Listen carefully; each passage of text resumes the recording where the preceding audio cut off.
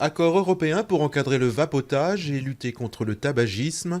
Les cigarettes électroniques sont concernées par ce nouveau dispositif.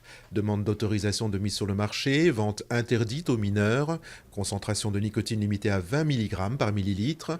La Commission européenne présentera par ailleurs dans 2 ans un rapport sur les risques pour la santé de la cigarette électronique. Pour les 20 ans de la Constitution, les députés russes ont adopté une loi d'amnistie, une loi dont pourrait bénéficier le groupe contestataire Pussy Riot ainsi que les militants de Greenpeace. Le texte prévoit en effet d'amnistier les personnes condamnées à des peines inférieures à 5 ans de détention, notamment pour hooliganisme. Bras de fer à la tête de l'exécutif en Centrafrique, le président Michel Djotodia et son premier ministre Nicolas Tiangaye devaient se rencontrer en présence de médiateurs africains. Dans le domaine militaire, l'Allemagne et le Royaume-Uni réfléchissent à rejoindre les troupes françaises et la force africaine. La tension monte d'un cran en Ukraine. Le pouvoir met en garde l'opposition après l'accord qualifié d'historique avec Moscou.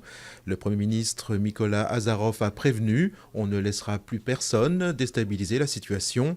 La Russie a accordé 15 milliards de dollars à l'Ukraine et a abaissé le prix du gaz d'un tiers, un accord dénoncé par l'opposition.